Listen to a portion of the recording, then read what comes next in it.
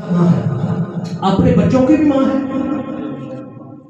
اپنے بچوں کی بھی بولو ماں ہے۔ اب میں پھر لفظ بدلتا ہوں، اللہ نے بنایا حسنین کی اماں، رسول نے بنایا اپنی اماں۔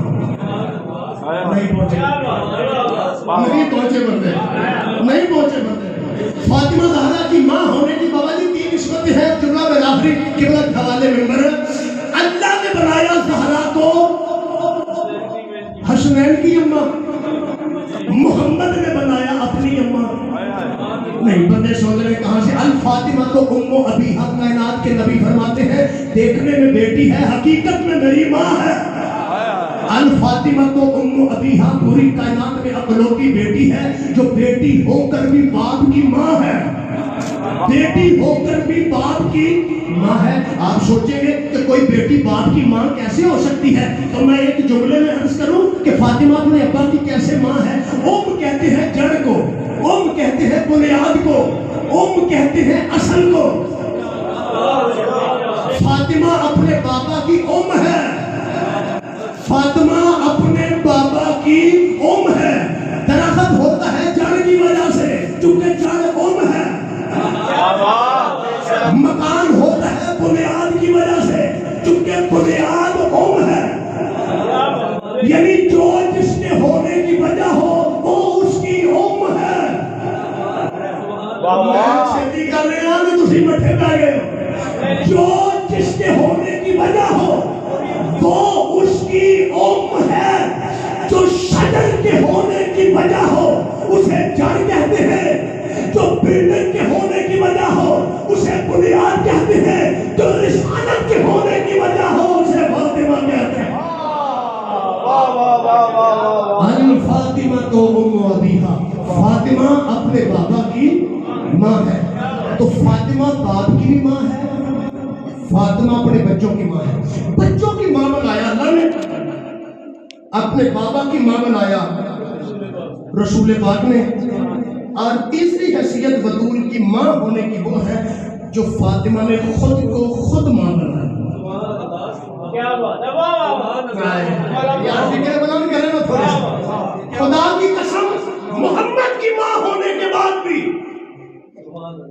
حسنین کی ماں ہونے کے بعد بھی فاطمہ ماں ہونا پسند کرتی ہے عباس کے لیے۔ یار پتہ نہیں کہنے بندے کتنے بیٹھے محمد کی ماں ہونے کے بعد، حسنین کی ماں ہونے کے بعد فاطمہ پسند کرتی ہے کہ میں عباس کی اماں ہوں۔ اتنی بافضیلت نسبت ہے حضرت عباس کی کہ حسین کی اماں خود کو عباس کی ماں کہلواتی ہے۔ جو خود عباس کی ماں بنے اسے فاطمہ کہتے ہیں، اور جسے اللہ عباس کی ماں بنائے اسے ام البنین کہتے ہیں۔ اسے بس کے بلا ایک فکرہ جب کہ شام سے آنے والی بھی راضی ہو جائے۔ آخری وقت ہے، میرے مولا سجاد اور امام بکر علیہ السلام اپنے دکھی بابا، خون رونے والے بابا کے پاس آ کے پوچھتے ہیں، بابا میرا خون رونے والا بابا، کوئی حسرت ہے؟ بابا کو دل میں ایسی حسرت جو پوری نہ ہوئی ہو؟ میں باقر تیرا بیٹا موجود ہوں، بابا میں تیری حسرت پوری کروں۔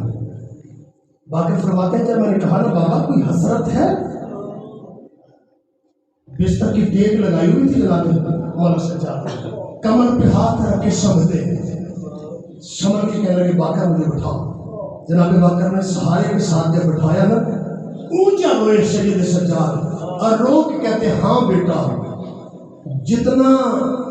جتنی حسرت تھی نا مظلوم حسین کو رونے کی، میں اتنا رو نہیں سکتا۔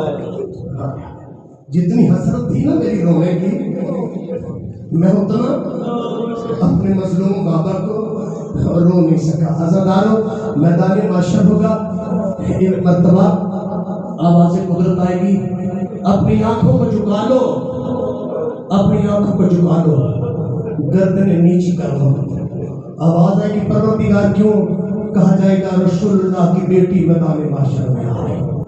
रसूलुल्लाह की बेटी, नबियों की गर्दनें झुक जाएंगी, आंखें बंद हो जाएंगी। एक मर्तबा आखिरी जुमला, एक मर्तबा आवाज आएगी या रसूलुल्लाह आप भी गर्दन झुका के आंखें बंद कर लें। उस वक्त ज़हरा का बाबा रो के कहेगा परवरदिगार मेरी तो बेटी है, बेटियों पे बाप का पर्दा नहीं होता, फिर मैं आंखें बंद क्यों करूं। उस वक्त आवाज़ कुदरत आएगी या रसूलुल्लाह तेरी बेटी उस हाल में आ रही है कि तुझसे देखा न जाएगा। अदादारों रवायतों से पूछो कैसे आएगी। हुसैन की जख्मी अम्मा, एक हाथ में हुसैन का फटा हुआ कुर्ता, एक हाथ में जली हुई ज़ैनब की चादर। एक मर्तबा आवाज दे के कहेगी परवरदिगार मेरा फैसला कर, मेरी ज़ैनब की चादर क्यों छीनी गई। आज सारी दुनिया अपनी कब्रों से कफन के साथ उठ रही है, मेरा